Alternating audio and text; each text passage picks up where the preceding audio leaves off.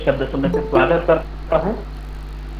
श्री शिवाजी विद्या प्रसारक संस्था द्वारा संचालित कैलाशवासी A.K. पाटिल उर्फ बाबूराव दादा साहित्य वाणिज्य एवं कैलाशवासी भावसाहेब मधुकर देशपांडे विज्ञान महाविद्यालय शिंदखेडा जिला धुलिया एवं कवयित्री बहनाबाई चौधरी उत्तर महाराष्ट्र विश्वविद्यालय जलगांव के संयुक्त तत्वाधान में आयोजित एक दिवसीय राष्ट्रीय ई वेबिनार में उपस्थित सभी सहभागी महानुभावों का अध्यक्ष और तथा प्रमुख अतिथि का मैं शब्द सुनने से स्वागत करता हूँ। हमारे भारतवर्ष की प्राचीन परंपरा चली आ रही है कि अतिथि देवो भव, घर आए हुए मेहमान ईश्वर समान होते हैं। इसलिए वेबिनार में उपस्थित सभी महानुभावों का फिर से मैं एक बार शब्द सुनने से स्वागत करता हूँ। यह इत्तेफाक है कि ई वेबिनार के पहले ई लगा हुआ है। वैसे तो ई का अर्थ इलेक्ट्रॉनिक है, किंतु कोरोना महामारी की स्थिति को देखते हुए यही ई आज हमें ईश्वर समान लगने लगा है, क्योंकि अगर ये ई ना होता तो आज ये ई वेबिनार भी ना होता। इसलिए ये ई का ईश्वर समान महत्व है। सबके दिलों में हो सबके लिए प्यार, आने वाला हर पल लाए खुशियों की बहार। इस उम्मीद के साथ भुला के सारे गम, चलो हम सब इस आयोजन का करें वेलकम। मैं हमारे महाविद्यालय की बात करूं तो हमारे परिसर में हमारा महाविद्यालय नामचीन है। आसपास के बहुत सारे देहातों के छात्र हमारे यहाँ अलग अलग विषयों पर लेकर अपनी पदवी प्राप्त करते हैं और अलग अलग आज स्थानों पर अपना कार्य प्रारंभ कर चुके हैं। समय जो है वो बहुत महत्व रखता है। इसलिए मैं सीधे तौर पर प्रास्ताविक के लिए हमारे हिंदी के उपाध्यक्षा डॉक्टर आशा कामले जी को निवेदन करता हूँ कि वे प्रास्ताविक करें। नमस्कार सर। कवयित्री बहनाबाई चौधरी उत्तर महाराष्ट्र विश्वविद्यालय जलगांव एवं SSVPS महाविद्यालय शिंदखेड़ा के संयुक्त तत्वावधान में आयोजित आज के इस आभासी पटल पर जुड़े हुए राष्ट्रीय ई संगोष्ठी में उपस्थित सभी मान्यवरों का मैं हिंदी विभाग की ओर से हार्दिक स्वागत करती हूँ। आज के इस संगोष्ठी में उपस्थित हमारे महाविद्यालय के प्राचार्य डॉक्टर तुषार पाटिल जी, कला एवं वाणिज्य विभाग के उप प्राचार्य डॉक्टर B.A. पाटिल जी, विज्ञान विभाग के उप प्राचार्य डॉक्टर S.V. बोरसे जी, इस कार्यक्रम के प्रमुख वक्ता प्रताप महाविद्यालय अमलनेर से डॉक्टर शशिकांत सोनोनी जी, हमारे महाविद्यालय, विश्वविद्यालय तथा अन्य विश्वविद्यालय से जुड़े हुए हिंदी के सभी अध्यापक गण तथा छात्रों। आज मैं इस कार्यक्रम का प्रास्ताविक तथा मुख्य अतिथि का परिचय देने के लिए प्रस्तुत हूँ। आज होने वाली इस राष्ट्रीय ई संगोष्ठी का विषय है हिंदी भाषा में बढ़ती रोजगार की संभावनाएं। हिंदी भाषा यह जनसंचार का माध्यम है। भाषा शिक्षा के साथ घनिष्ठ संबंध रखती है। हिंदी विश्व की बोली जाने वाली प्रमुख भाषाओं में से एक भाषा है।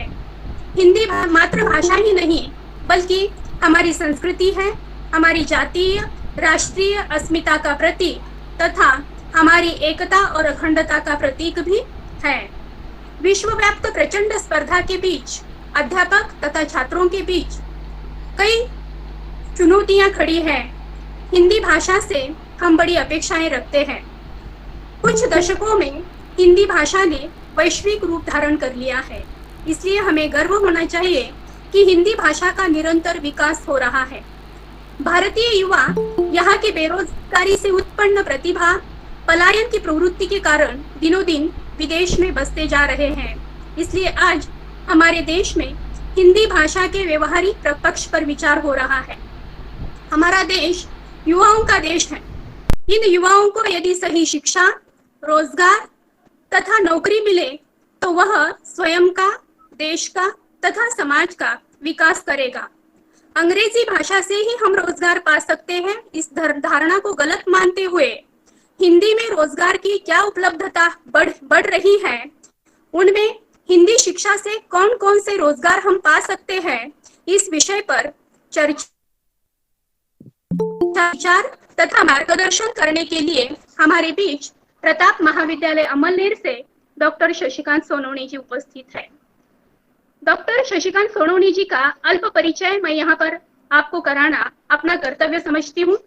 सर, आप प्रताप महाविद्यालय अमलनेर में विगत 19 वर्ष से उच्च शिक्षा विभाग के अंतर्गत अपना अध्यापन कार्य कर रहे हैं।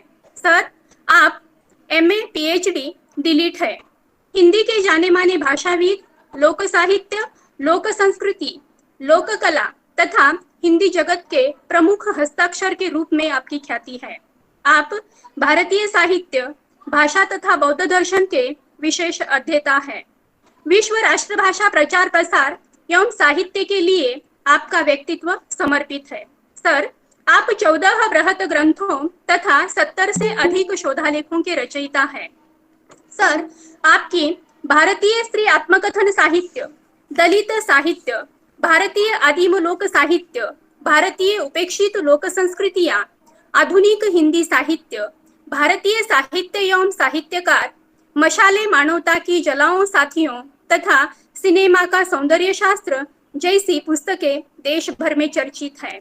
सर, आप UGC के बृहत तथा लघु शोध प्रबंधों के मुख्य अनुसंधाता है।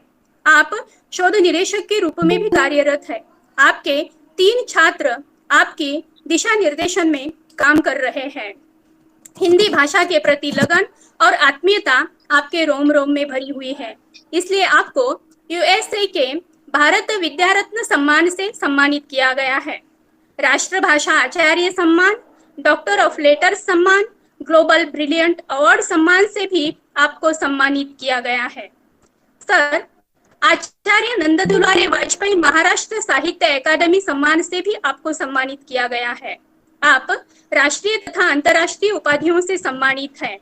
आप भारतीय उच्च अध्ययन संस्थान राष्ट्रपति भवन शिमला के साथ भी जुड़े हुए हैं। सर, आपका ज्यादा समय न लेते हुए इस संक्षिप्त परिचय के साथ अपनी वाणी को विराम देते हुए आपसे विनम्र निवेदन करती हूं कि आप हमें अपने विचारों से लाभान्वित करें। धन्यवाद सर।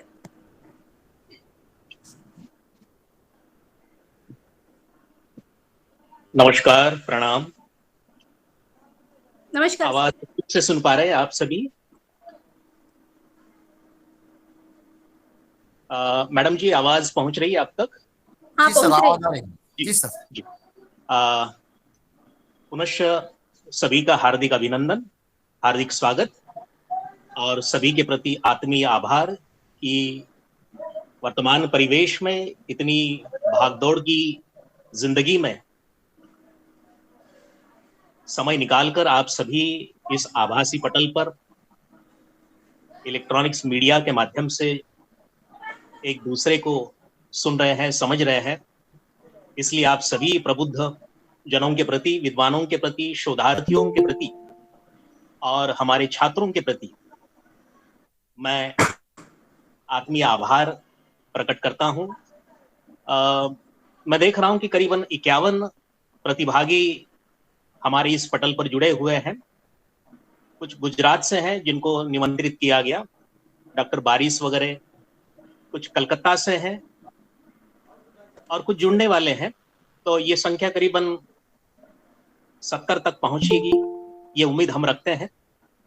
पुनश्च आप सभी के प्रति कृतज्ञता ज्ञापित करते हुए आज के विषय पर चर्चा करना चाहता हूं। विशेष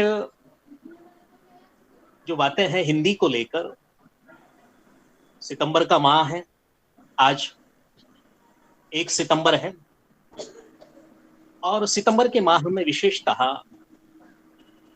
राजभाषा हिंदी के संदर्भ में देश विदेशों में अनेक कार्यक्रम होते रहते हैं। तो इस औचित्य को सामने रखते हुए डॉक्टर आशा कामड़े मैडम जी ने, उनके सहयोगियों और हमारे महाराष्ट्र की प्रतिष्ठित शिक्षा संस्थान SSVPS ने एक बहुत ही मौलिक सेमिनार, उतना ही व्यावहारिक सेमिनार यहाँ आयोजित किया है। तो मौलिकता और व्यावहारिकता का ये सुंदर समन्वय है। मैं सबसे पहले इस आयोजन के लिए सभी को एक बार धन्यवाद देना चाहूंगा। और यहाँ जैसे आप कह रहे हैं कि हिंदी भाषा में रोजगार की संभावना है, कुछ बातें मैं बिल्कुल साफ साफ रूप से आपके सामने रखूंगा। संभावनाएं की जगह हम लोग दूसरे भी शब्द का प्रयोग कर सकते हैं, क्योंकि संभावनाएं ये शब्द जो है, जहां तक मैं अध्ययन की दृष्टि डालता हूं, तो करीबन 20-30 वर्षों से ये शब्द जो है निरंतर चलता आ रहा है। और संभावना की बात उस वर्ष से, मतलब इतने वर्षों से होती आ रही है। लेकिन आज ये शब्द जो है ये उतने व्यापक दायरे को या उतनी व्यापक व्यावहारिकता को दर्शाता नहीं है। इसलिए हमारी आज की जो संगोष्ठी का मुख्य विषय है या जो शीर्षक है, employment possibilities in Hindi language, मैं थोड़ा सुधार करना चाहूंगा। Not possibilities but 100% sureties, 100% sureties of the employment in Hindi language. मतलब संभावनाओं की जगह पर शाश्वती, हिंदी भाषा में रोजगार की शाश्वती। इस पर कुछ बातें आपके साथ चर्चा के माध्यम से पहुंचाने का प्रयास मेरा रहेगा। और जो संभावनाएं हैं वो कौन सी है, उन संभावनाओं पर भी थोड़ा सा विचार उत्तरार्ध में आपके साथ में शेयर करने वाला हूं। इसलिए इस आभासी संगोष्ठी का जो पूर्वार्ध है यह शाश्वती है, शाश्वतिया है, श्योरिटीज है, sureties of employments in Hindi language. मतलब रोजगार की शाश्वती हिंदी भाषा के संदर्भ में। जहां श्योरिटी होती है वहां पर बहुत सारे लोग जो है, बहुत सारे विद्यार्थी, शोधार्थी, अभ्यासक जुड़ जाते हैं। और जहां संभावनाएं होती हैं, पॉसिबिलिटीज होती है, वहां उतनी प्रतिक्रियाएं या उतना प्रतिसाद नहीं मिलता है। इसलिए शाश्वती और संभावनाएं दोनों को लेकर आपके सामने कुछ बातें मैं रखना पसंद करूंगा। और 3 स्तरों पर यह बात मैं आपके साथ शेयर करने वाला हूं। एक तो जो शाश्वती है या जो संभावनाएं हैं वो स्थानीय लेवल पर क्या हो सकती है। ये पूर्ण रूप से प्रैक्टिकली हमारा आज का वेबिनार रहेगा। इसमें किसी सैद्धांतिक, किसी बहुत ही विद्वत्तापूर्ण वक्तव्य को नहीं रखा जाएगा, बल्कि हमारे स्थानीय छात्रों को ध्यान में रखते हुए स्थानीय शाश्वतियां कौन सी है, संभावनाएं कौन सी है रोजगार की, उसके बाद में राष्ट्रीय स्तर पर क्या शाश्वती है, संभावनाएं कौन सी है, और अंतर्राष्ट्रीय स्तर पर किस प्रकार की शाश्वतियां है रोजगार की। ये तीनों स्तरों पर 2 आयामों में आपके साथ मैं ये विषय शेयर करना चाहूंगा। इस विषय को 2-4 सेमिनार्स में इसके पूर्व मैंने रखा हुआ है। कोल्हापुर यूनिवर्सिटी के एक सेमिनार में हाल ही में इस विषय को रखा गया था। उसमें कुछ नई बातें जोड़कर, स्थानीय लेवल की बातें जोड़कर अपने विषय को यहां मैं प्रस्तुत आपके सामने करना चाहता हूं। साथियों, जैसे कि आप जानते हैं कि विश्व की जो सबसे ज्यादा बोली, समझी, जानी और लिखी और पढ़ी जाने वाली जो भाषाएं हैं, उसमें दूसरे क्रम की जो भाषा है वह हिंदी है। संपूर्ण विश्व की बात आप जानते होंगे, कुछ छात्र शायद नहीं जानते होंगे, क्योंकि विश्व की सर्वाधिक बोली, समझी जाने वाली, लिखी जाने वाली, इलेक्ट्रॉनिक्स मीडिया के माध्यम से प्रसारित होने वाली जो भाषा है, सबसे पहले वो चीनी भाषा है और इसके उपरांत में फिर हिंदी का क्रम आता है। तो ये हमारे लिए बड़ी गौरव की बात है, बड़ी गरिमा की बात है। जैसे कि मैंने आपसे कहा कि यहां कोई सैद्धांतिक या कोई वैचारिक या बहुत ही कोई गौरव वाला या बहुत आभासी, भले हमारा पटल आभासी होगा, लेकिन इस आभासी पटल के माध्यम से यथार्थ को आप तक पहुंचाने का मेरा पूरा पूरा प्रयास रहे, ताकि यथार्थ यदि हमें दिख जाए, वास्तविकता की राह यदि हमें दिख जाए, तो हम अपना लक्ष्य जो है, जीवन का जो गंतव्य है, वो तय करते हैं। और जब तक लक्ष्य नहीं नजर आता है, तब तक बिल्कुल अंधेरे में जिसने जो कहा उसे अपनाकर, उसका अनुसरण करके, एक आध बार अंधानुकरण करके हम लोग आगे बढ़ते हैं, और इसमें बहुत ही हमारा नुकसान होता है। दृष्टि का मुख्य उद्देश्य डॉक्टर आशा कामड़ी जी और इनके सहयोगियों का और इस संस्था का यही है कि हमारे स्थानीय स्तर पर अध्यापन के क्षेत्र में हमारे जो छात्र हैं, इनके लिए रोजगार किस प्रकार से उपलब्ध हो, पढ़ते पढ़ते भी और पढ़ाई के बाद भी, तो इसके ऊपर दृष्टिक्षेप हो, इसके ऊपर कुछ आलोकित करने वाली बातें रखी जाए। इसी कड़ी को जोड़कर मैं पहली बात आपके सामने रख रहा हूं कि हिंदी भाषा जो है, यह प्रशासनिक भाषा है। जैसे मैंने अभी आपसे कहा, और आप भी भली भांति जानते हैं कि हिंदी जो है, यह राष्ट्रीय एकता की सबसे सक्षम कड़ी है। यदि राजनीति को हिंदी से थोड़ा सा अलग कर दे और बिल्कुल तटस्थता से देखें, एक भारतीय मनुष्य के रूप में हिंदी की तरफ देखें, तो हमें निश्चित रूप से यह स्वीकारना पड़ता है कि हिंदी जो है, न कि लोगों को जोड़ने वाली भाषा है, न कि संपर्क की भाषा है, बल्कि इस देश की जो संस्कृति है, इस देश की जो बंधुता है, इस देश की जो शैक्षिक सामाजिक धरोहर है, इसको और मजबूत करने वाली एक सक्षम कड़ी है। अनेक कड़ियां भाषाओं की है, लेकिन हिंदी जो है, इन सभी कड़ियों को जोड़कर एक भावात्मक राष्ट्रीयता की और अब तो अंतर्राष्ट्रीयता की श्रृंखला तैयार करती है, और काफी हद तक ये श्रृंखला बन चुकी है।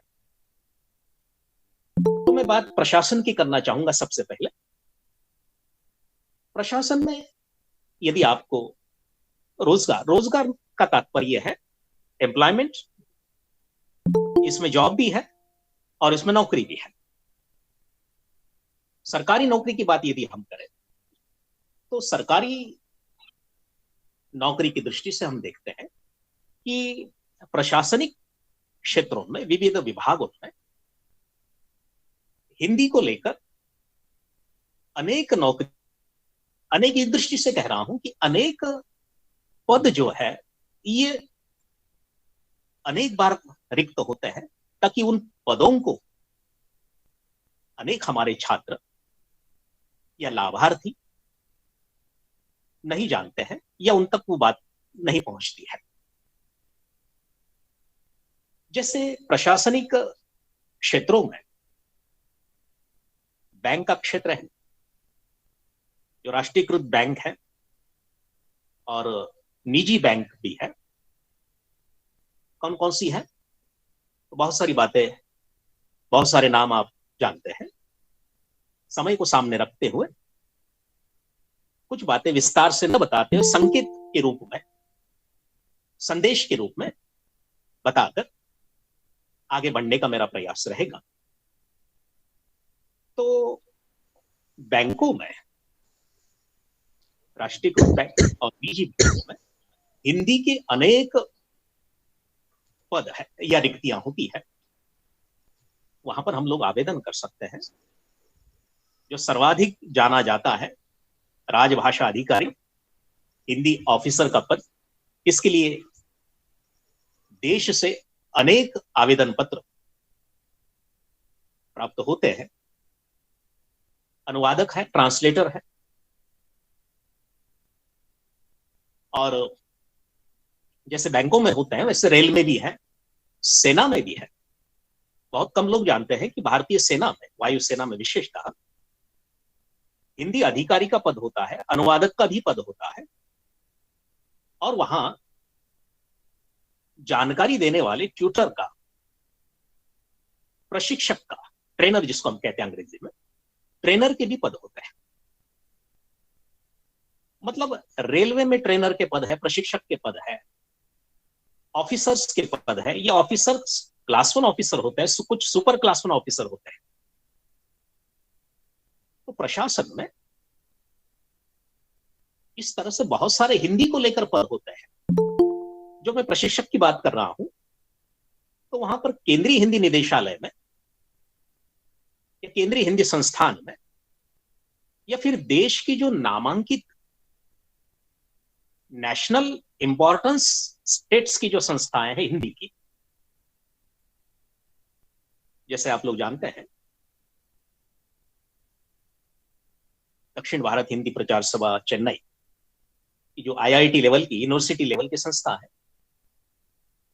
इसकी तरह या इनके साथ अनेक विश्वविद्यालय होते हैं।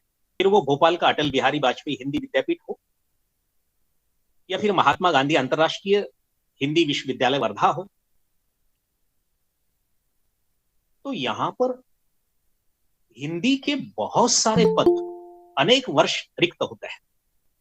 मैं आप सभी से नम्र निवेदन करना चाहूंगा कि जिन जिन संस्थाओं के, ये जिन वेबसाइट्स के नाम मैं आपके सामने रखूंगा, कृपया ये सेमिनार खत्म होने के बाद आप आपकी सुविधा के अनुसार ये वेबसाइट्स जरा देखिएगा। बहुत सारी बातें, बहुत सारी नई बातें ऐसी वहां पर आपको मिलेगी कि हमें लगता है कि इतने वर्षों तक हमने हिंदी को लेकर ये वेबसाइट क्यों नहीं देखी है। मैं बात कर रहा हूं प्रशासन और हिंदी को लेकर, खासतौर पर BA के छात्र हमारे हैं, MA के छात्र हमारे हैं, जिनका स्पेशल विषय हिंदी है, स्पेशल नहीं है, सामान्य रूप से हिंदी लिया हुआ है BA को, लेकिन हिंदी है। इन सभी छात्रों के लिए UPSC में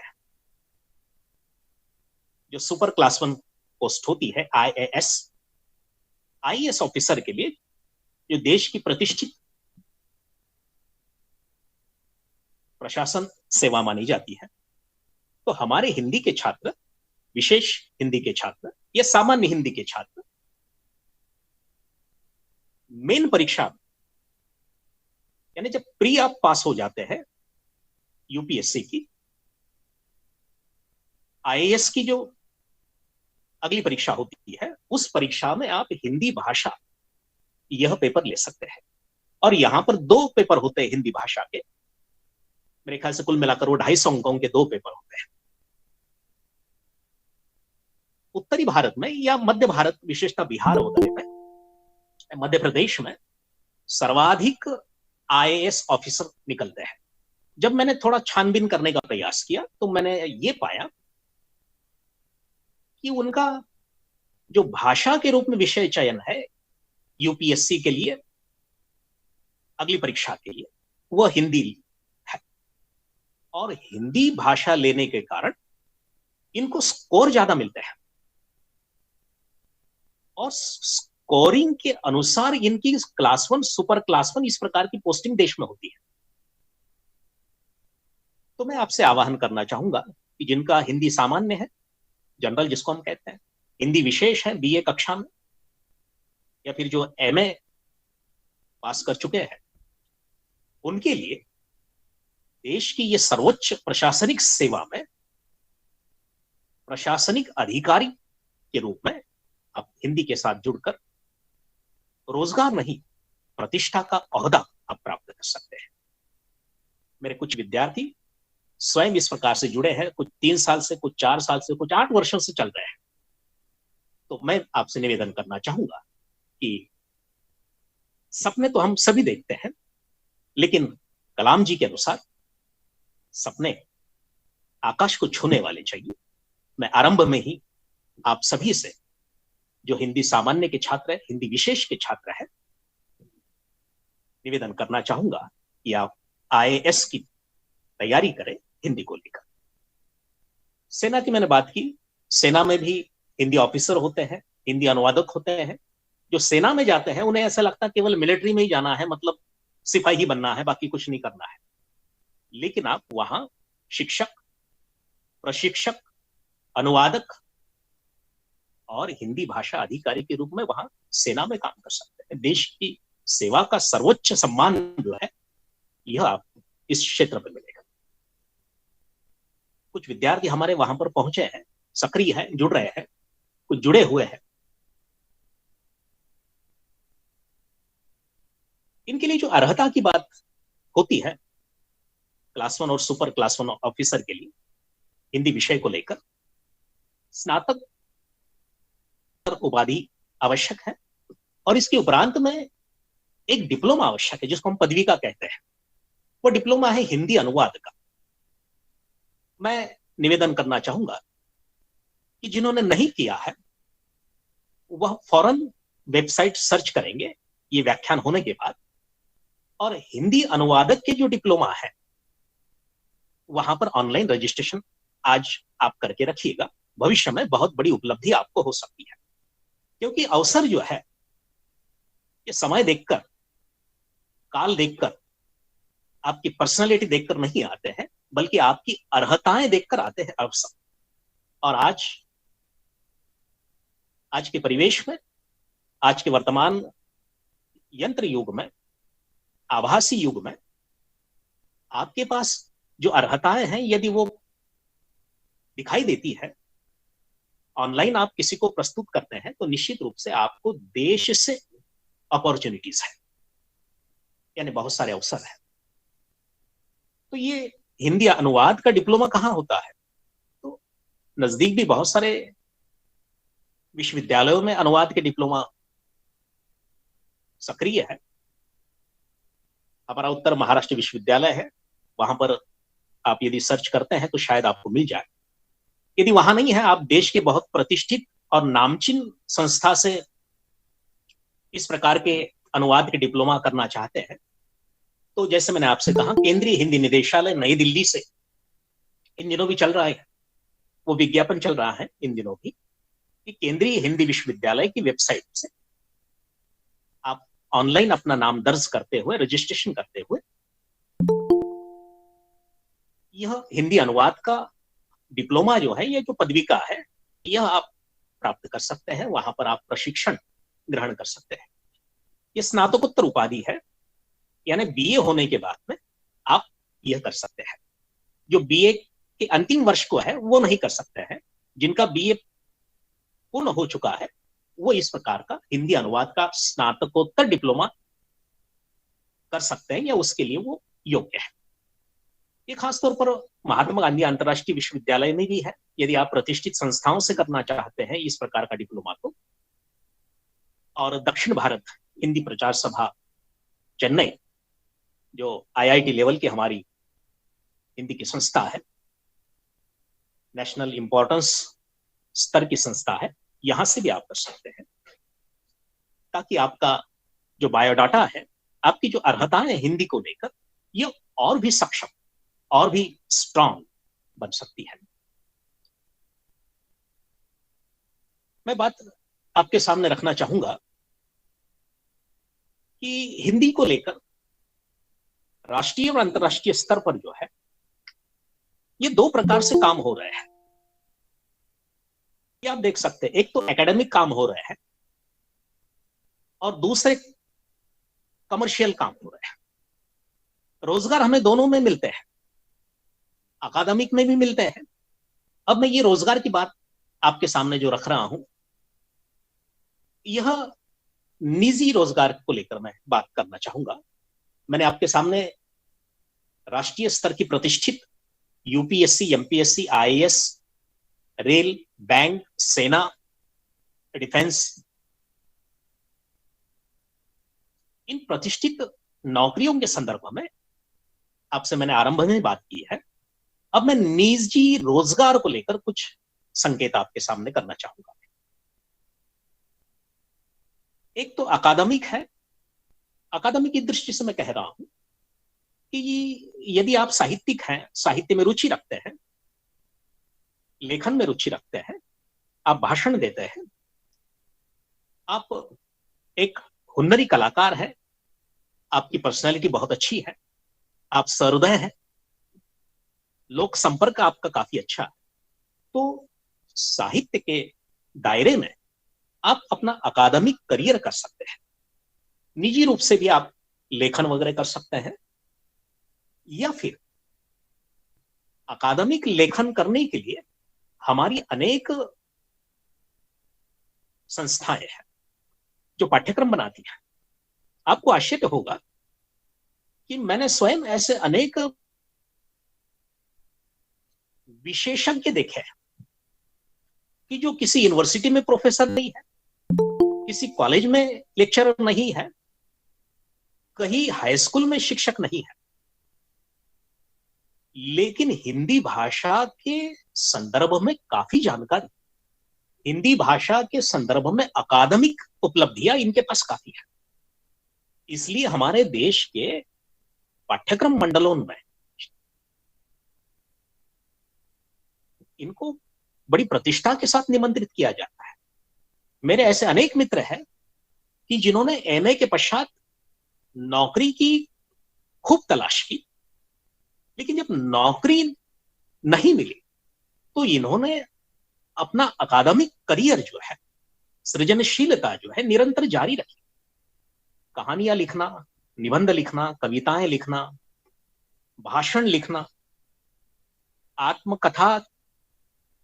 आत्मकथा यानी किसी और की, जिसको जीवनी कहते हैं, जीवनी लिखना, संस्मरण लिखना,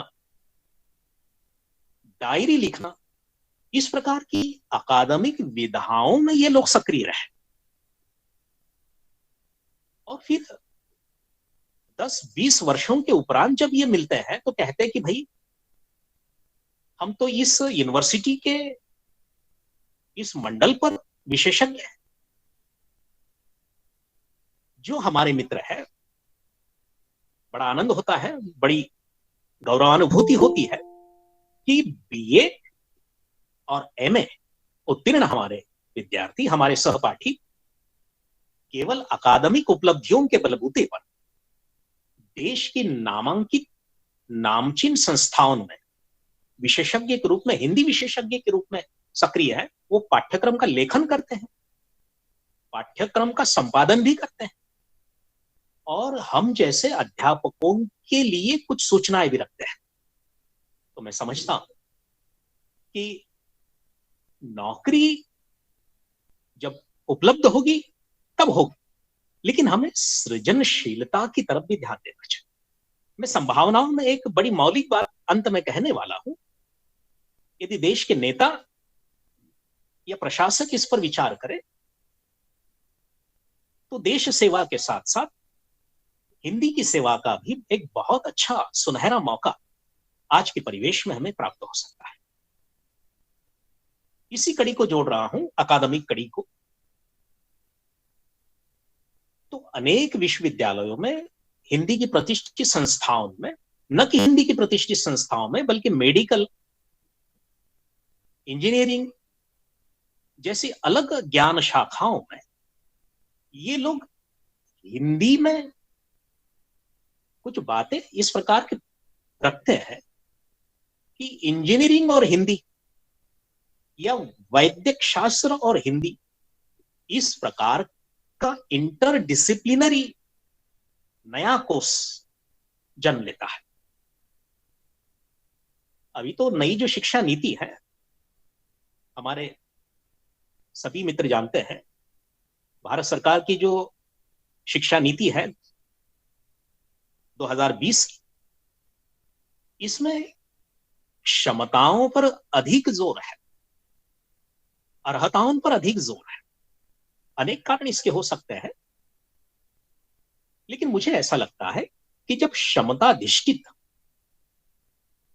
अर्हता केंद्रीय हमारा शिक्षा विभाग नया रूप धारण कर रहा है, तो हमें अपनी अर्हता जो है अपने विषय में बढ़ानी चाहिए। ये निवेदन मेरा छात्रों से है, स्नातक छात्रों से, स्नातकोत्तर छात्रों से।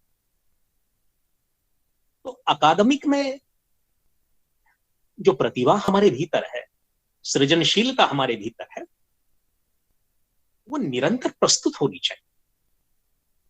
और हम लोग आपके साथ होते हैं, छात्रों के साथ अध्यापक निरंतर जुड़े रहते हैं।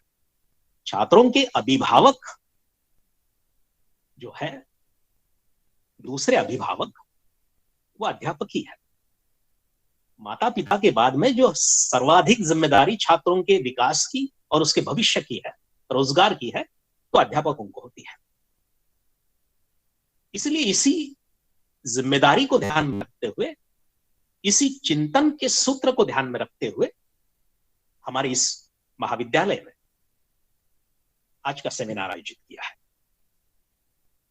तो अकादमिक जो सर्जना है हमारी, हम वो जारी रखें।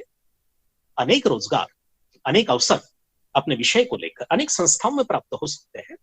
और आज का तो इलेक्ट्रॉनिक्स का जमाना है, इसलिए आपको काफी दौड़ धूप करने की उतनी आवश्यकता नहीं है जितनी की एक पीढ़ी को थी, आपके पहले की पीढ़ी को थी। आप मोबाइल पर सर्च करके अर्हताएं, रोजगार, नौकरी, ये सब प्राप्त कर सकते हैं, ढूंढ सकते हैं, उपलब्ध कर सकते हैं। और न कि उपलब्ध कर सकते हैं, उससे अपने आप को जोड़ भी सकते हैं। न कि जोड़ सकते हैं, हम कहां कम हैं, क्या बढ़ाना चाहिए, इसकी तुलना भी आप कर सकते हैं।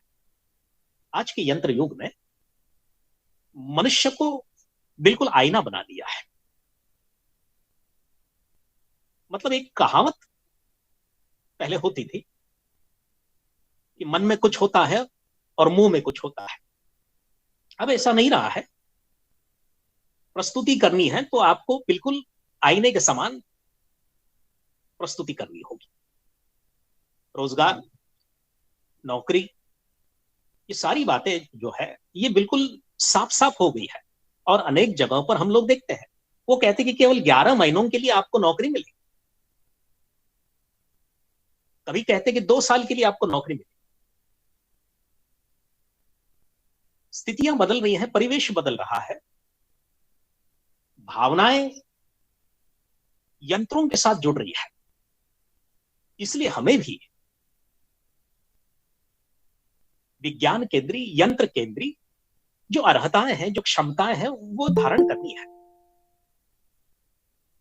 अकादमिक के बाद में मैं बात करना चाहूंगा व्यावसायिकता की। व्यावसायिकता के संदर्भ में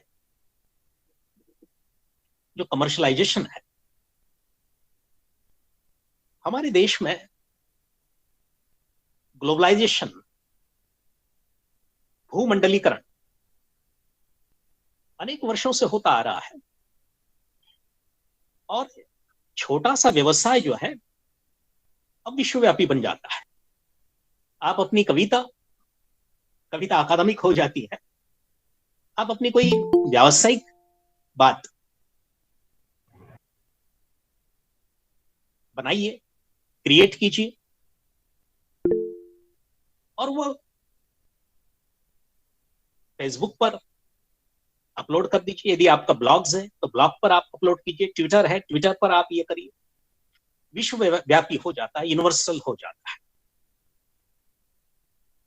तो यहां पर अनेक संस्थाएं, अनेक कंपनियां इस प्रकार की हमारे देश में अनेक वर्षों से है, और ये कंपनियों की संख्या बढ़ रही है।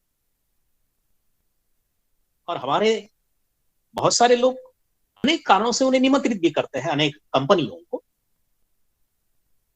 हमारे छात्रों के लिए मैं समझता हूं, राजनीति को यदि अलग रख दे तो छात्रों के रोजगार की दृष्टि से, निजी रोजगार की मैं बात कर रहा हूं, निजी रोजगार की दृष्टि से ये कंपनियां एक अच्छा अवसर है।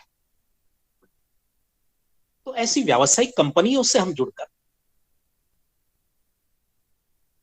अपनी जो व्यावसायिक सेवाएं हैं, उन्हें क्या चाहिए वो सेवाएं हम उनको दे सकते हैं, और इस प्रकार का रोजगार उनसे हम पा सकते हैं। सुनने में बड़ा अटपटा लगता है। मैं भी जब इसके बारे में कुछ छानबीन कर रहा था तो मुझे लगा कि इतने पढ़े लिखे लोग और इस कंपनी में काम कर रहे हैं, लेकिन जब कोई विशेष विकल्प न हो क्योंकि हमारा देश जो है विकसनशील देश, विकसित देश नहीं हमारा अभी तक। जापान जैसा नहीं है कि जो शिक्षा और नौकरी की जिम्मेदारी स्वयं अपने कंधों पर लेता है युवकों की। अब तक हमारा देश ऐसा देश नहीं बना है। ये जिम्मेदारी हमें ही निभानी होती है जिंदगी भर। सत्य बड़ा कड़वा है। इसलिए जब तक नौकरी नहीं लगती तब तक ऐसी हिंदी के संदर्भ में जो रोजगार की बातें हैं, अर्हताएं हैं, वहां पर हम जुड़ सकते हैं। अनेक कंपनियां हैं, देश की भी है और विदेश की भी है। फिर वो टीवी की होगी, वॉशिंग मशीन की होगी। आप कहोगे ये तो शिक्षा में ये टीवी और वॉशिंग मशीन क्यों आप रख रहे हैं? तो यूट्यूब पर भी बहुत सारी बातें मिल जाती है। इन कंपनियों को, यदि वो फ्रेंच की कंपनी है यहां पर और उनको हिंदी में उनकी बातें पहुंचानी है, तो हिंदी का छात्र जो है यह जिम्मेदारी निभाता है, या हिंदी का छात्र इसके लिए बहुत ही उचित है। शर्त यह है कि उसे अंग्रेजी, हिंदी ठीक से आनी चाहिए। क्योंकि फ्रेंच की कंपनी जो है अंग्रेजी में देगी आपके पास वो स्क्रिप्ट, और अंग्रेजी में आप हिंदी में बदलोगे। अनेक विश्वविद्यालयों में विदेशी भाषाएं भी सिखाई जाती है। मैं स्वयं जापानीज सीख रहा हूं इन दिनों। तो यदि इस प्रकार की भाषा आती है हमें, जर्मनी, जापानीज, चीनी, तो सोने पे सुहागा है। मतलब जो जिस व्यावसायिकता की हम बात करते हैं, तो न कि देश में आपको रोजगार मिलेगा, बल्कि आपको देश के बाहर भी, अंतरराष्ट्रीय स्तर पर भी इस प्रकार की व्यावसायिक कंपनियों में आपको रोजगार के अनेक अवसर प्राप्त होंगे। अर्हता यह है कि आपको अपनी देश की भाषा में उनकी बातें प्रस्तुत करती आनी चाहिए। और देश की जो विशाल जनमानस की भाषा है वह हिंदी है, जिसको हम सभी जानते हैं। इसके बाद में जो दूसरी बात मैं आपके सामने रखना चाहता हूं वो मीडिया की है, जिसको जनसंचार हम कहते हैं। अब जनसंचार ने तो क्रांति मचा दी है। आज हम 51 प्रतिभागी, अभी 52 हो रहा है, 52 प्रतिभागी आज हम जुड़े हैं। ये जनसंचार के माध्यम से जुड़ पाए हैं। जनसंचार के ऐसे कुछ साधन है या माध्यम है कि जहां बहुत सारी सुविधाएं भी है और रोजगार के अवसर भी है।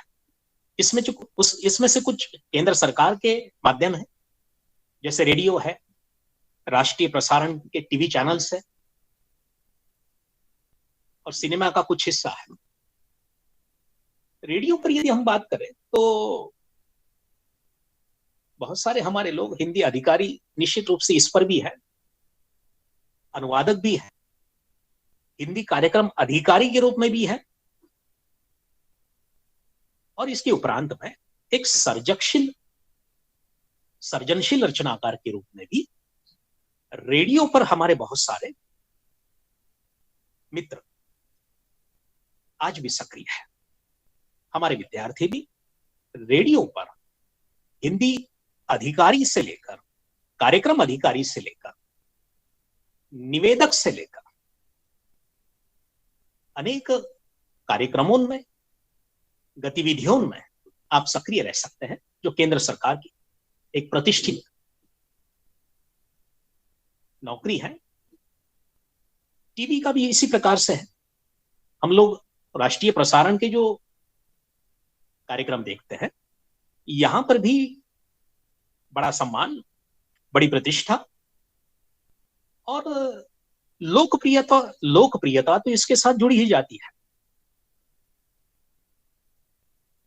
तो लोकप्रियता दिलाने वाले, प्रतिष्ठा दिलाने वाले और इसके साथ साथ अर्थार्जन के साधन के रूप में रेडियो और टीवी बड़े महत्वपूर्ण है। यहां पर आप कार्यक्रम की स्क्रिप्ट लिख सकते हैं, टीवी पर, रेडियो पर वृत्त लिख सकते हैं।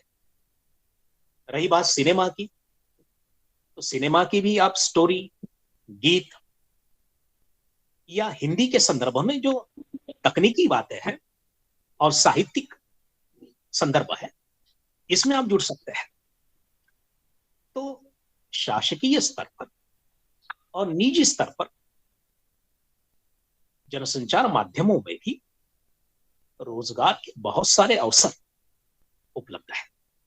इसके लिए भाषा पर अधिकार होना, भाषा पर प्रभुता होना या फिर भाषा का पर्याप्त ज्ञान होना बहुत आवश्यक है।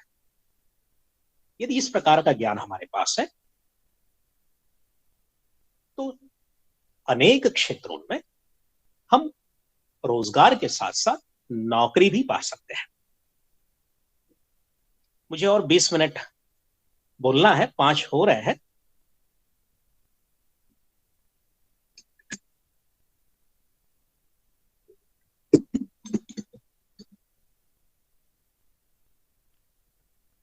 अब आप कहोगे कि ये तीनों जो क्षेत्र है जिसकी मैंने बात की, मीडिया की बात की, रेडियो, टीवी और सिनेमा, यहां पर क्या रोजगार है, कौन से काम हम कर सकते हैं विद्यार्थी के रूप में? सबसे पहले तो बीए और एमए होने के बाद आप जब रोजगार पाने के लिए जाते हो या रोजगार प्राप्त करते हो, तब आप विद्यार्थी उस क्षेत्र में नहीं रहते हो, आप उस क्षेत्र के एक्सपर्ट बन जाते हो, क्योंकि विशेषज्ञ के रूप में आपकी वहां नियुक्ति हुई है। तो मैं बात करना चाहता हूं पटकथा लेखक की। जो अच्छे लेखक हैं हमारे, जो मैंने अभी अकादमिक की बात की, तो ऐसे लेखकों को रेडियो पर, टीवी पर, सिनेमा में, नाटकों में, रंगमंच पर बहुत से रोजगार हैं। धर्मवीर भारती लीजिए, फणीश्वरनाथ रेणु लीजिए जिनकी जन्मशती चल रही है, या फिर अज्ञे लीजिए जिनकी भी जन्मशती चल रही है, या फिर मराठी के दिग्गज साहित्य सम्राट लीजिए जिनकी जन्मशती खत्म होकर 2 साल हो गए हैं, अन्नाभाऊ साठे लीजिए। इन्होंने प्रतिभा के बल पर मीडिया पर खूब लोकप्रियता पाई है। न कि लोकप्रियता पाई है, बल्कि अपने व्यक्तित्व और कृतित्व से जागरण का भी काम किया है। रेणु जैसे रचनाकार ने मारे गए गुलफाम इस छोटी सी कथा के ऊपर जब तीसरी कसम बनाई जाती है राज कपूर और वहीदा रहमान की, तो वो तीसरी कसम भारतीय किसान का जीवन पटल प्रस्तुत करती है। रेणु की केवल 4-5 पृष्ठों की वो कहानी, मारे गए गुलफाम, और यहाँ भारतीय किसान के दर्द, उसकी ईमानदारी, भारतीय लोक कलाएं, लोकनाट्य, उपेक्षित समुदायों का जीवन, तमाम कैनवास रेणु प्रस्तुत करते हैं और सिनेमा बड़े पटल पर उसको दर्शाता है।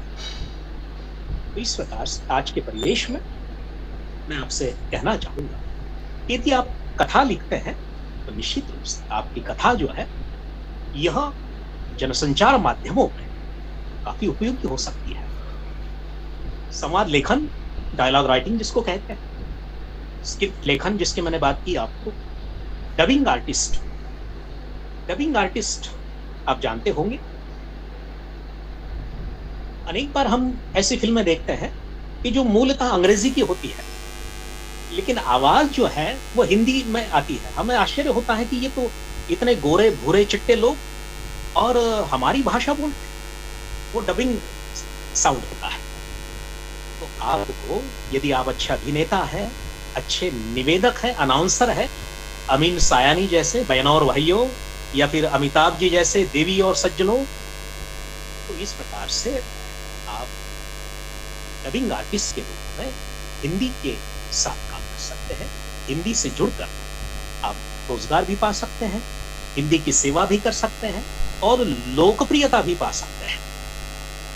गीत लेखन की बात मैंने आपके सामने की, समाचार लेखन की भी बात मैंने आपके सामने की।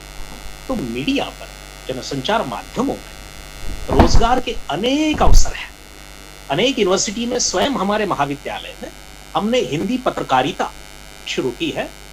हिंदी सिनेमा यह अब शुरू करने जा रहे हैं, ताकि सिनेमा के लिए कौन से कौशल चाहिए, पत्रकारिता के लिए कौन से कौशल चाहिए, वो हम उनसे करवा लेते हैं, ताकि हमारे छात्र जो है बीए के बाद, एमए के बाद अच्छे पत्रकार हो, अच्छे संपादक हो, अच्छे अभिनेता हो, अच्छे गायक हो, अच्छे गीतकार हो, और न कि अच्छे गीतकार हो बल्कि दो पैसे कमाए, नाम, शोहरत, इज्जत कमाए। तो हिंदी को लेकर बहुत कुछ प्राप्त किया जा सकता है। ये केवल कहने की बातें नहीं है, यदि करने की हमने ठान ली तो निश्चित रूप से अपने गंतव्य तक, लक्ष्य तक पहुंच सकते हैं। अन्यथा केवल मन में है और क्रिया में नहीं है तो कुछ नहीं हो सकता है। कर्म, ये दोनों में समन्वय चाहिए। मैं बात करना चाहूंगा आपके साथ कि ये यदि आपको सीखना है, इसको समझना है, ये कौशल आपको आत्मसात करने हैं, तो कहां से कर पाओ? जैसे मैंने आपसे हिंदी अनुवादक का डिप्लोमा की बात की, देश की प्रतिष्ठित संस्थाओं से आप कर सकते हैं। यदि आप मीडिया पर काम करना चाहते हैं, मीडिया में आप अपना अलग स्थान बनाना चाहते हैं, तो देश की प्रतिष्ठित संस्था है इग्नू, इंदिरा गांधी राष्ट्रीय विश्वविद्यालय, वहां पर आप ऑनलाइन, अभी भी ये शुरू है, वहां पर अपना रजिस्ट्रेशन कर सकते हैं, आवेदन भर सकते हैं, और फिलहाल इन दिनों ऑनलाइन प्रशिक्षण वो लोग दे रहे हैं। हमारे कुछ विद्यार्थी इस प्रकार का प्रशिक्षण इन दिनों कर रहे हैं। इसके बाद में बड़ी प्रतिष्ठित संस्था है फिल्म एंड टेलीविजन कंपनी, जो पुणे में है और दिल्ली में भी है। तो वहां से भी आप इस प्रकार का कोर्स कर सकते हैं।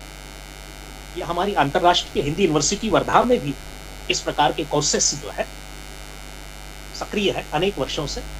और वर्धा की बात मैं आपको बता दूं कि वर्धा में मैंने एक पाया है, क्योंकि वर्धा एक ऐसी संस्था है, यहाँ हमारे एक परम मित्र जुड़े हुए हैं, बापू पाटिल, कि एक ऐसी संस्था है कि जिसकी सर्वोच्च उपाधि राष्ट्रभाषा आचार्य, आदरणीय काम्य मैडम जी ने इसका उल्लेख किया।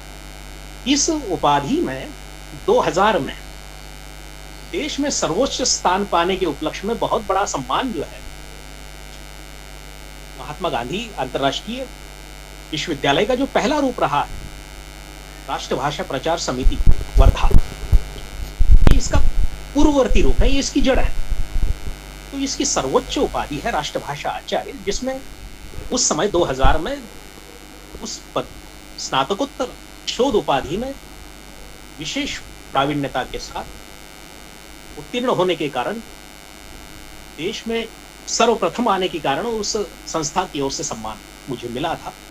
और 2000 से मैं निरंतर इस संस्था से जुड़ा हूं और अभी यूनिवर्सिटी से भी जुड़ा हूं, विशेषतः जापानी और हिंदी लिटरेचर को लेकर या बौद्ध दर्शन को लेकर। मैं बात करना चाहूंगा वर्धा की यूनिवर्सिटी को लेकर।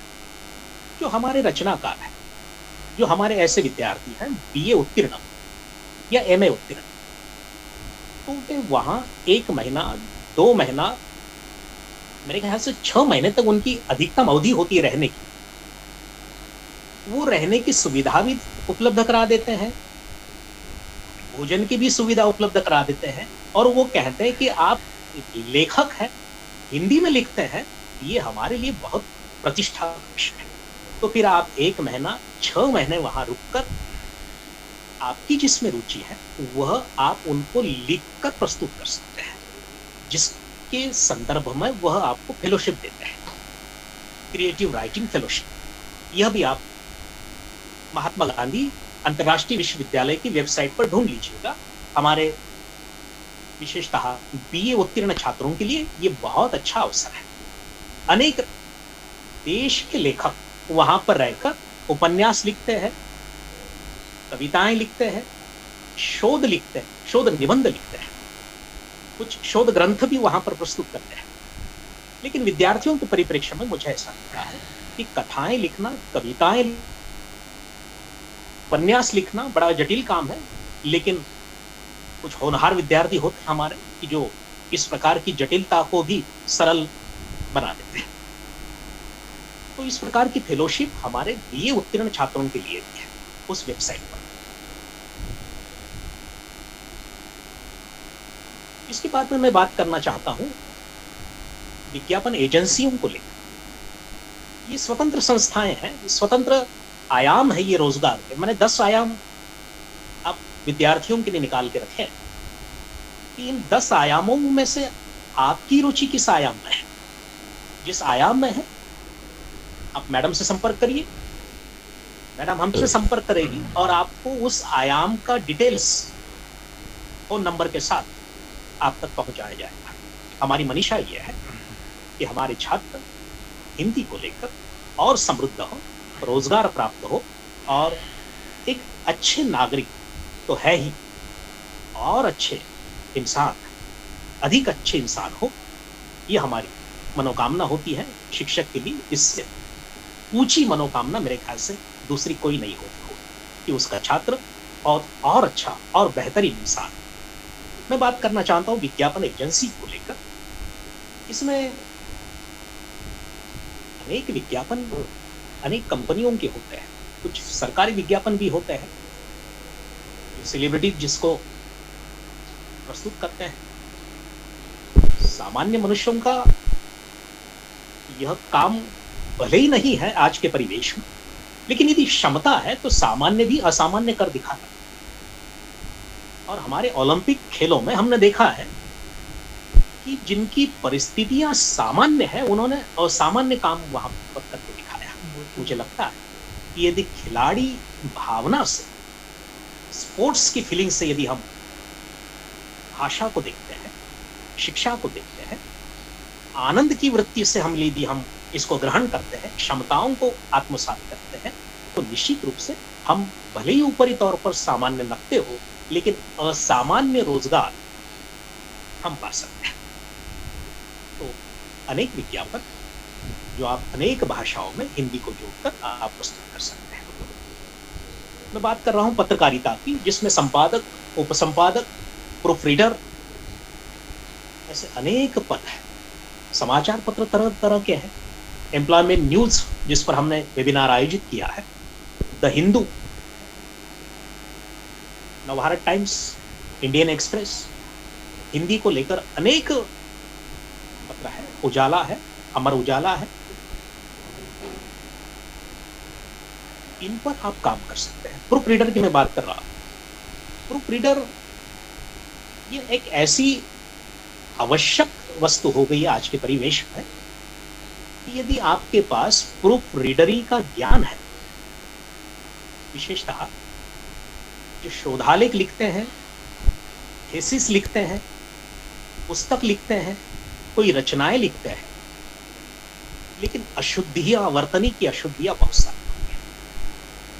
यदि हमारे विद्यार्थी इतने क्षमताधिष्ठित बन जाते हैं कि वो स्वयं गलतियां ढूंढकर दुरुस्त करते हैं, मतलब प्रूफ रीडर की जो क्षमता है उनमें आ जाती है, तो हमारे विद्यार्थी न कि टाइपिस्ट का काम कर सकते हैं, बल्कि उसके आगे प्रूफ रीडरी का भी काम कर सकते हैं।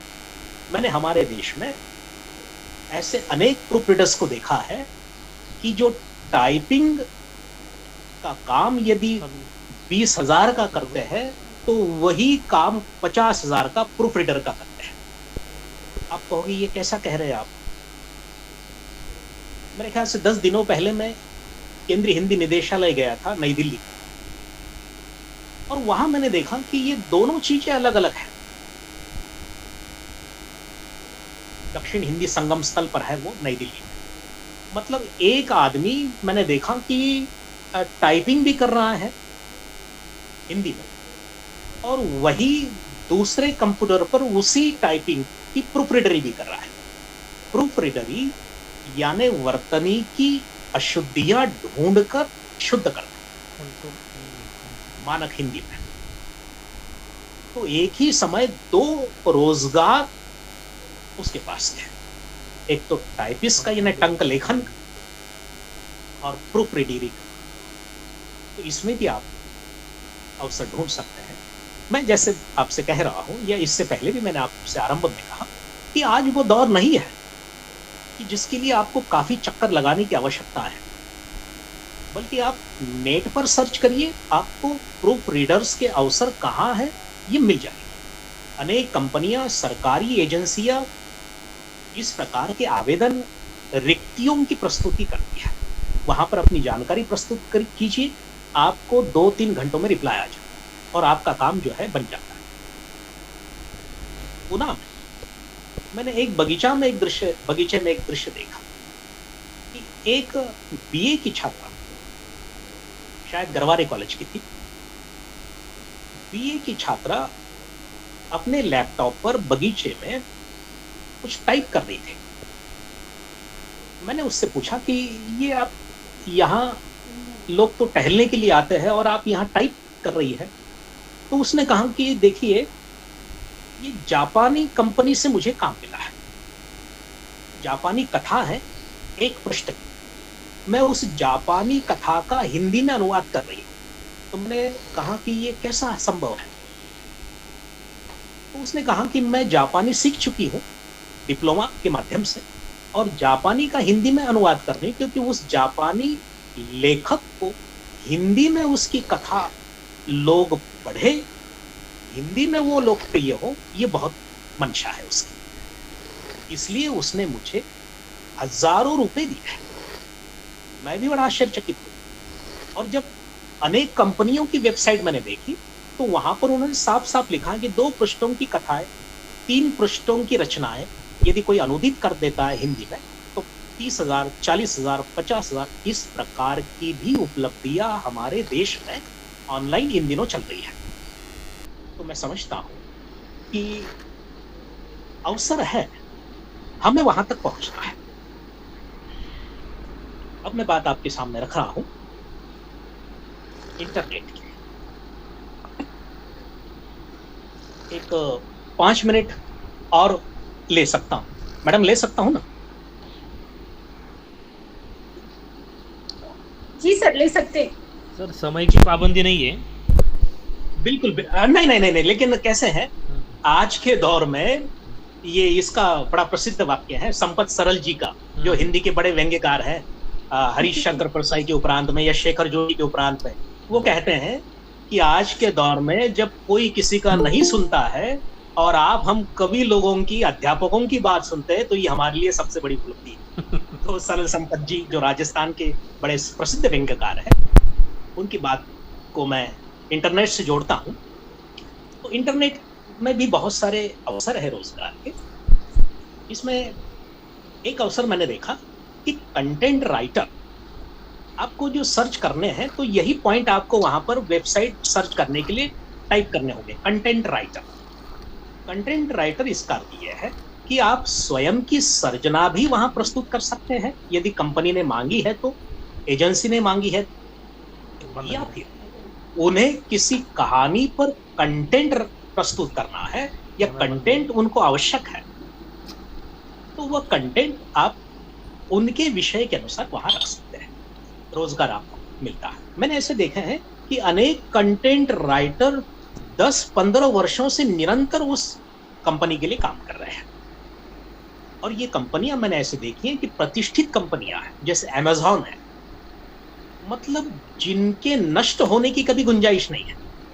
आज सुबह ही बड़ी प्रसन्नता की बात है कि हमारी जो 13वीं पुस्तक है, संपादित पुस्तक, जिसमें डॉक्टर कामले मैडम जी का भी लेख है और भाई दीपक जी का भी लेख है, उस पुस्तक को वर्ल्ड मार्केट में स्थान दिया है और अमेज़न पर उसको लॉन्च किया है। मतलब भारतीय सिनेमा का साहित्यिक सौंदर्य ये अब केवल भारत में नहीं रहेगी, अब ये पूरे वर्ल्ड में पढ़ी जाएगी। तो आज वो लॉन्च अमेज़न में हुई है, तो 100 कापियाँ अमेज़न पर हमारी पुस्तक की है। मतलब कोई अमेरिका से उस पुस्तक को पढ़ेगा और हो सकता है कि फिर हमारी हिंदी का वो अंग्रेजी में या जर्मनी में, जापानी में, थाईलैंड भाषा में अनुवाद करे। तो इस प्रकार के अवसर आज भी प्राप्त है। मैं बात कर रहा था कंटेंट राइटर की, तो कंपनियों के अनुसार, एजेंसियों के अनुसार या फर्म्स के अनुसार कंटेंट लिख कर दे सकते हैं, विषय रखकर आप प्रस्तुत कर सकते हैं। उसके बाद में होता है यहाँ पर विज्ञान और तकनीकी लेखन। अनेक वेबसाइट्स ऐसी है कि जहां पर विज्ञान का लेखन आपको हिंदी में करना होता है।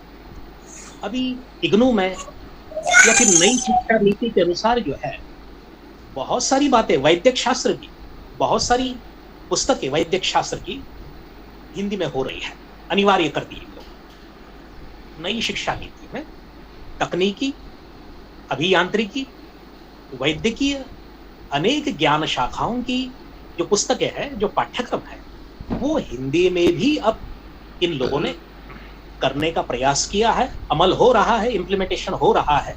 जैसे जैसे सफलता मिलेगी वैसे वैसे हिंदी, अंग्रेजी निश्चित रूप से आगे बढ़ती जाए। और तो ये कंटेंट राइटर की बात मैंने आपसे कही है, विज्ञान और तकनीकी लेखन की बात मैंने आपसे कही है।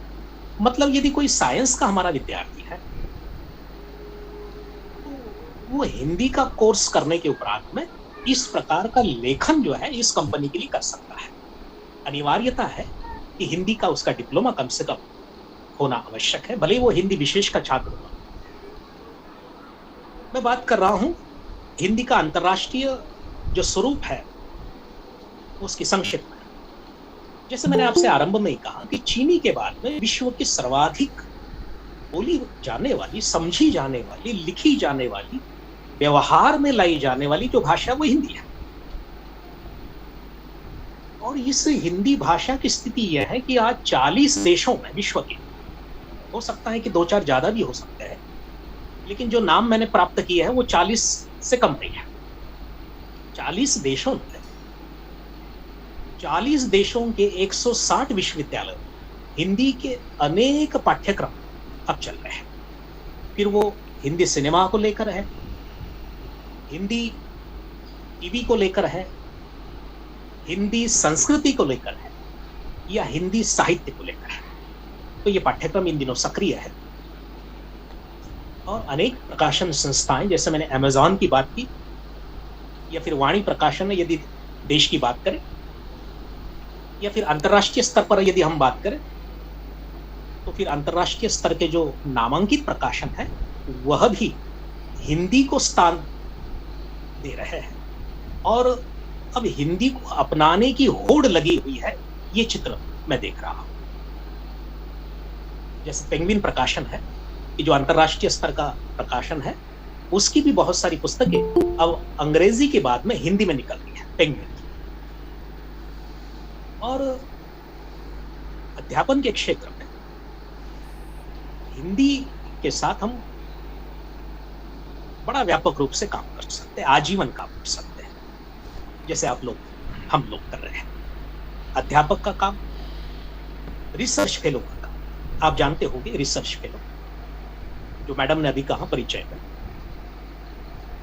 यूजीसी के मेजर रिसर्च प्रोजेक्ट पर जो लोग काम करते हैं, फिर वो यूजीसी का हो, IISSR का हो, इग्नू का हो, या फिर देश की नामांकित जो शोध संस्थाएं उनका, वहां पर बहुत सारा शोध का कार्य जो होता है उसमें रिसर्च फेलो यानी सहायक की आवश्यकता होती है। और आज की तारीख में अनेक जो सरकारी एजेंसियां हैं, ये रिसर्च फेलो को अच्छा मानदेय देती है। मैंने देखा है कि शायद यूजीसी के फेलो को इन दिनों 30 या 35 हजार रुपए पर मंथ मिल रहे हैं। ये 2 साल के लिए या 3 साल के लिए होता है। अनेक वर्षों के लिए अनेक संस्थाएं जब तक प्रोजेक्ट पूर्ण नहीं होता तब तक रिसर्च फेलो को मानदेय देती है। आपने Indian institute advance study Shimla की बात, वहां पर ऐसे बहुत सारे फेलो मैंने देखे हैं। रविंद्रनाथ टैगोर चेयर फेलो, राष्ट्रीय फेलो होते हैं, या फिर जिसकी स्थापना में वो बना हुआ है, सर्वपल्ली राधाकृष्णन चेयर फेलो, इस प्रकार के नेशनल फेलो वहां पर होते हैं। और हिंदी की जानकारी जिसे है, समझ जिसे है, भाषा के रूप में जिसका विषय है, सामान्य रूप से क्यों ना हो, काफी अवसर एडवांस स्टडी में भी इन लोगों को होते हैं। और अनेक विषयों के संदर्भ में, ज्ञान शाखाओं के संदर्भ में ये हमारे विद्यार्थी एक विशेष व्यक्ति के रूप में जुड़ते हैं। प्रोजेक्ट गाइड के रूप में भी आप लोग काम कर सकते हैं। अब आप कहोगे ये क्या नया है प्रोजेक्ट गाइड? प्रोजेक्ट फेलो अलग होता है या रिसर्च फेलो अलग होता है और गाइड अलग होता है। जैसे यूनिवर्सिटी का गाइड होता है, उसी प्रकार से प्रोजेक्ट गाइड के रूप में आप निजी स्तर पर भी काम कर सकते हैं। मैंने ऐसी अनेक कंपनियां देखी है, एजेंसियां देखी है या संस्थाएं देखी है कि विशेषज्ञ को, विशेषज्ञ यानी बहुत बुजुर्ग आदमी नहीं, हमारा विद्यार्थी विशेषज्ञ है जो बीए और एमए का है, लेकिन जिसकी भाषा पर प्रभुता है, जिसकी भाषा पर कमांड है, लेखन के संदर्भ में, प्रस्तुति के संदर्भ में, अभिव्यक्ति के संदर्भ में। तो हमारे ऐसे विद्यार्थी इस प्रकार के मार्गदर्शक बन सकते हैं। निजी क्षेत्रों में मार्गदर्शन के लिए कुछ कंपनियां एमए के छात्रों को, एमफिल के छात्रों को या पीएचडी के छात्रों को नियुक्त करती है और उन्हें मानदेय भी देती है। या फिर आप स्वयं अपनी फर्म ओपन करके इस प्रकार का कार्य भी कर सकते हैं कि जिसमें आप स्वयं गाइड भी है, रिसोर्स पर्सन भी है और किसी की सहायता करने वाले व्यक्ति भी है। तो इस प्रकार से रोजगार के अवसर दें वो शासकीय स्तर पर तो है ही, क्लास 1, सुपर क्लास 1 नौकरियों में तो है ही हिंदी को लेकर, अध्यापन के क्षेत्र में भी है, पत्रकारिता के क्षेत्र में है, मीडिया के क्षेत्र में है और निजी ऐसे अनेक क्षेत्र उभर रहे हैं तकनीकी युग में कि जो आपको नए अवसर प्रदान करते हैं। मैं समझता हूं कि मैंने 10 मिनट ज्यादा लिए हैं।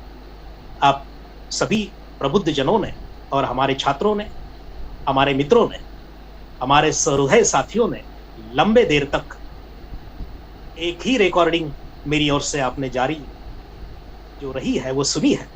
इसके प्रति आप सभी मित्रों को, सहृदयों को मैं धन्यवाद देता हूं।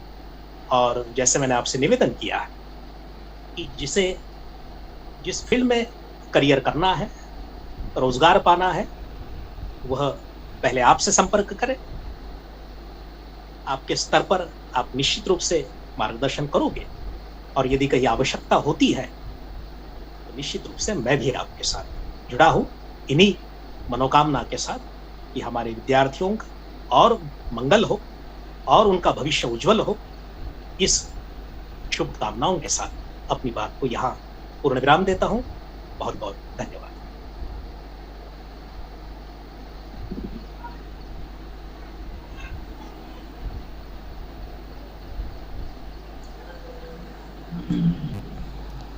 दीपक पाटिल सर, दीपक पाटिल सर, आवाज आ रही है आपको? हो, हेलो, धन्यवाद सर जी। माननीय प्रमुख अतिथि जी ने एक बहुत अच्छी बात कही कि अवसर है, हमें वहां तक पहुंचना है। मतलब यह सच बात है कि अवसर बहुत सारे होते हैं, लेकिन हम वहां तक पहुंचने में कहीं ना कहीं कम पड़ जाते हैं। इसलिए आज के हमारे जो प्रमुख व्याख्याता थे, उन्होंने रोजगार को लेकर काफी महत्वपूर्ण जानकारी हमें दी है। वे अनुवाद को लेकर हो या बैंक, रेलवे, विश्वविद्यालय में नौकरियों को लेकर हो, मीडिया में रोजगार लेकर हो, पत्रकारिता को लेकर हो, मतलब हर जगहों पर कहीं ना कहीं हिंदी के छात्रों के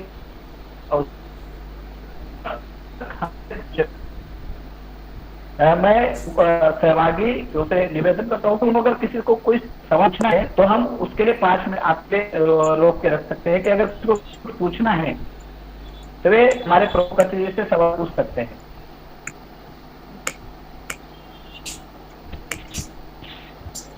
हेलो जादव सर जी, अगर आपको दिखाई दे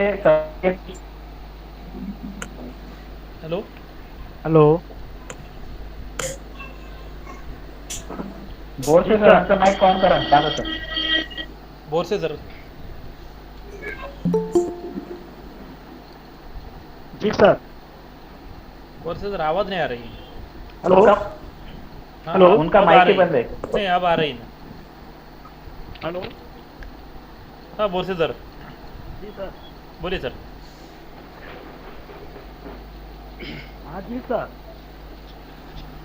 सर जी, आपने हमें सभी को अपने ज्ञान से बहुत अच्छा प्रभावित किया, अच्छी हर क्षेत्र की जानकारी दी, उसे हम भविष्य में बहुत फायदा होगा। आपका हम सभी मित्र की ओर से चाहे दिल से शुक्रिया अदा करते हैं। आपको हम सभी की तरफ से प्यार भरा नमस्कार और प्रणाम करते हैं।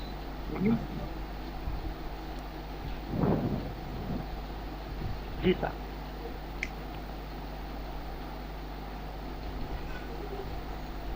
और कोई प्रतिभागी छात्र है जो रोजगार को लेकर या किसी बात को लेकर सवाल पूछना चाहते हैं?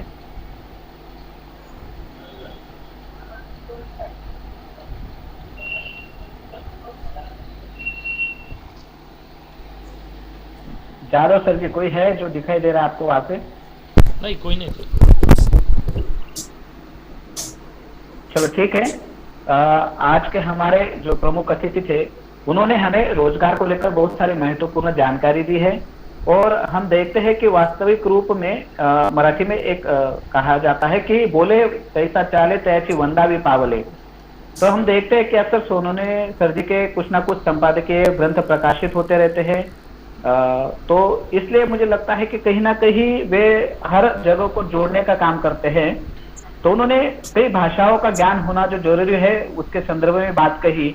और हम देखते हैं अक्सर कि हिंदी भाषी छात्र सिर्फ एक भाषा को लेकर चलने का धैर्य रखते हैं, लेकिन उन्होंने और कई भाषाओं को सीखना जरूरी है, क्योंकि अनुवाद के क्षेत्र में जो अवसर हमें मिलेंगे उन अवसरों को प्राप्त करने के लिए हमें कई भाषाओं की जानकारी होना जरूरी है।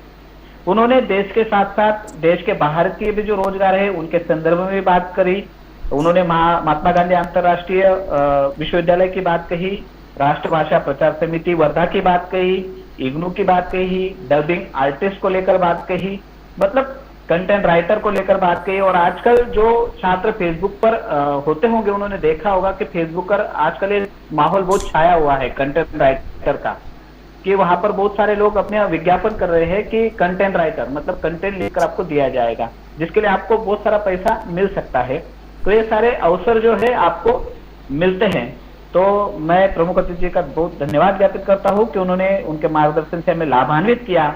मैं उनके संदर्भ में कहना चाहूंगा कि अतिथि देवबन आप पधारे स्वागत हो स्वीकार, अतिथि देवबन आप पधारे स्वागत हो स्वीकार, द्वार हमारे आप आ गए सहज लुटाते प्यार।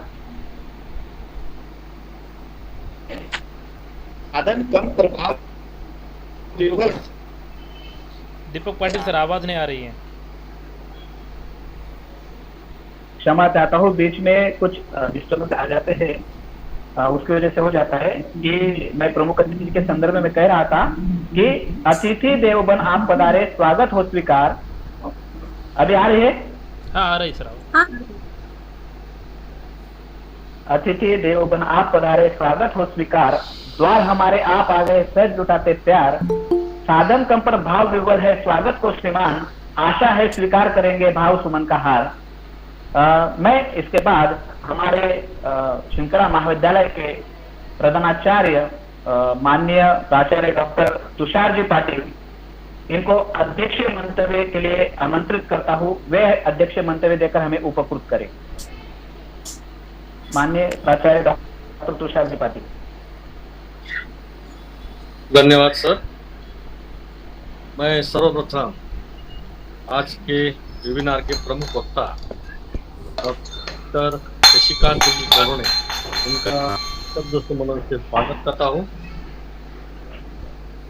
हमारे महाविद्यालय के हिंदी विभाग प्रमुख डॉक्टर आशा कांबळे ने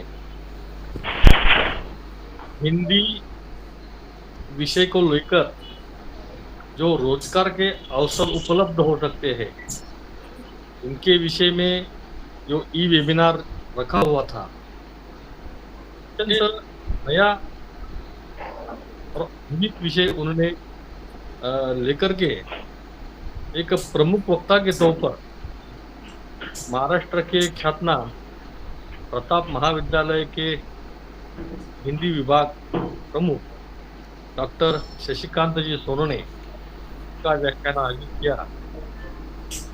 डॉक्टर शशिकांत जी ने जो हिंदी विषय में रोजगार के अवसर है उनके विषय में जो व्याख्या की, ये अवसर नहीं, ये शाश्वती है, ये मुझे बहुत पसंद आया।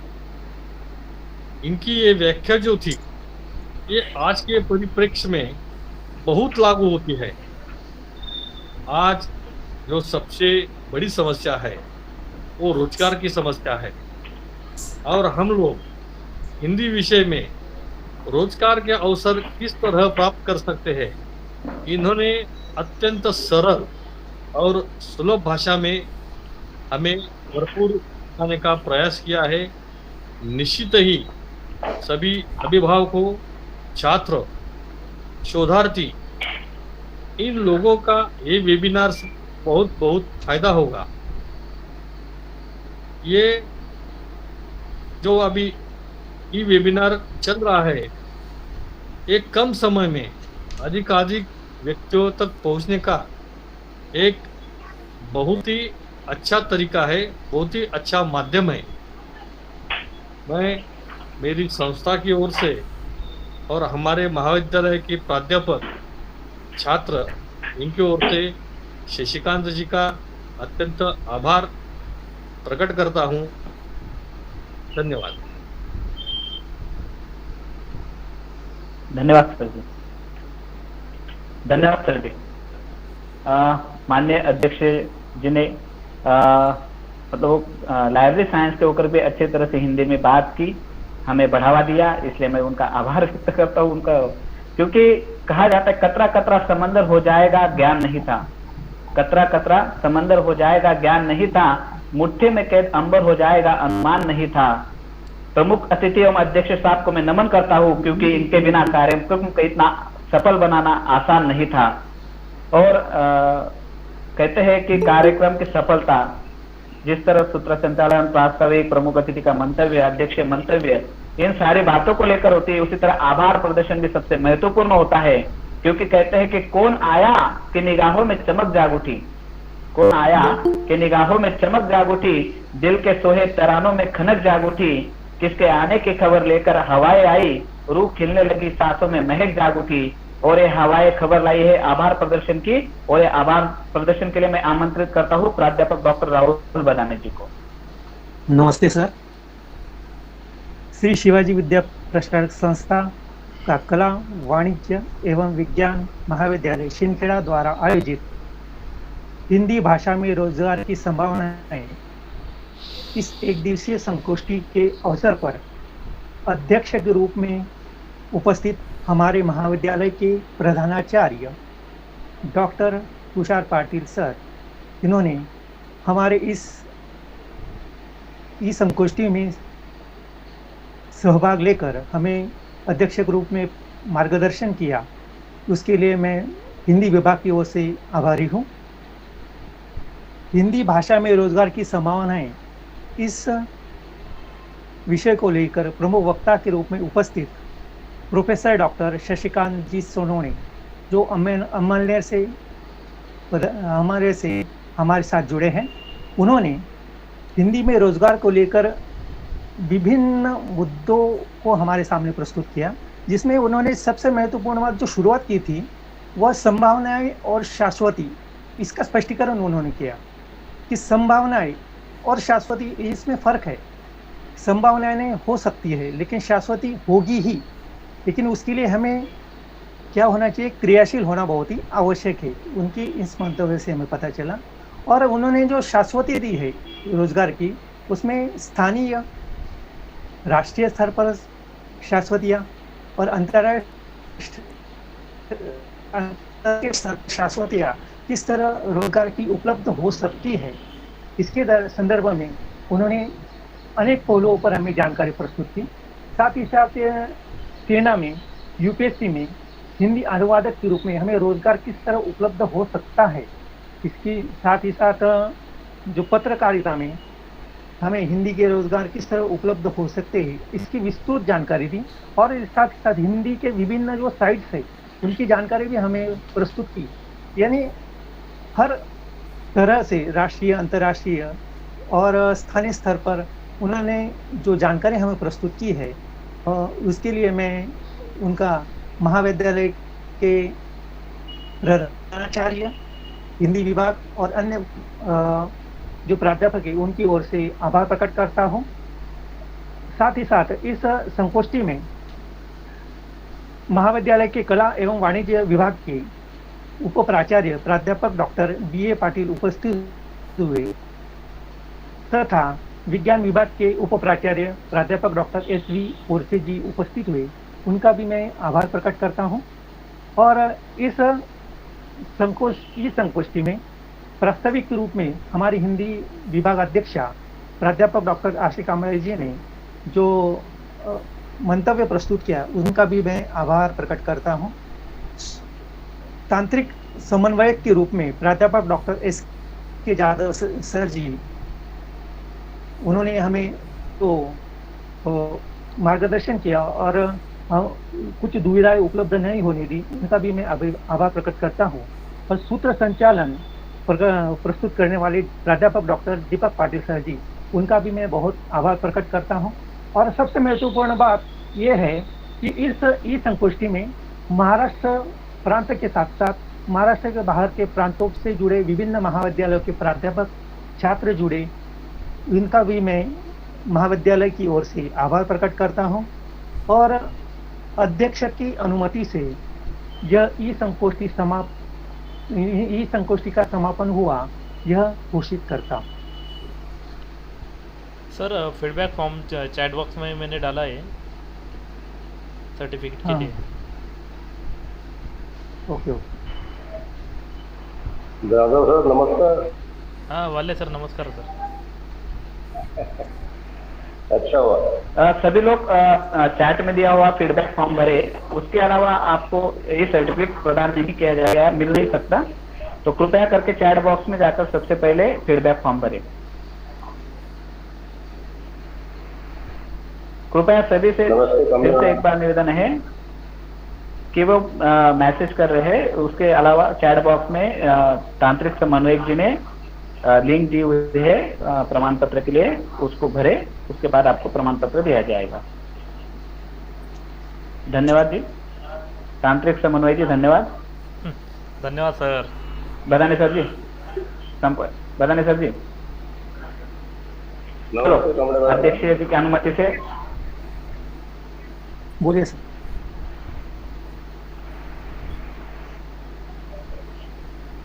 अनुमति है सर।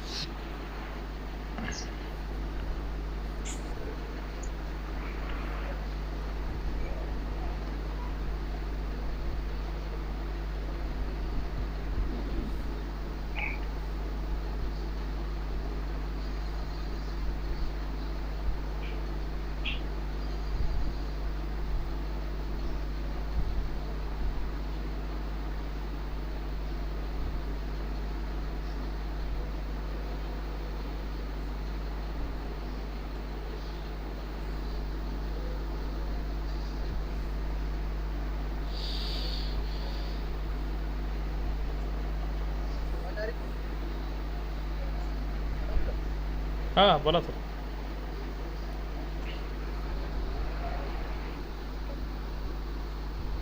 हेलो हो येतोय.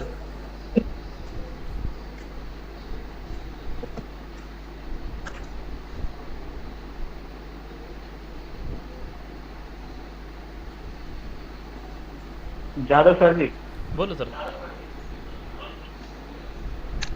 बहुत लोगों को दिक्कत आ रही है, शायद चैट बॉक्स में जाकर वो लिंक उनको समझ नहीं आ रहा है, तो आप वो मुझे भेज सकते हैं. मैं फिर से चैट बॉक्स में डाल रहा हूँ. ओके.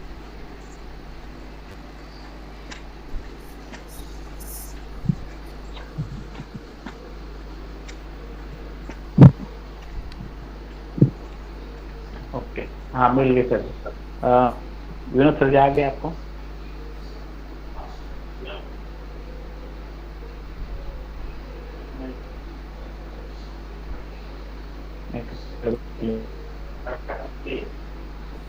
ठीक है, ये मैं कॉपी कर लेता हूँ.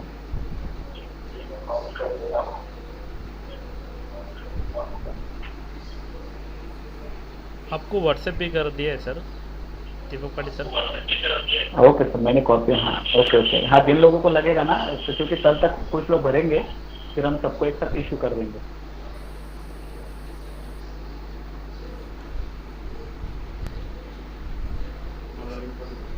सर्टिफिकेट ऑटोमेटिक जनरेट होने वाला है सर. सर ओके, ऐसा है क्या? हाँ, सर्टिफिकेट ऑटोमेटिक जनरेट होगा. ओके, धन्यवाद सर जी, बहुत बढ़िया. आप तो हमारे अध्यक्ष जो होंगे शायद, क्या नहीं है.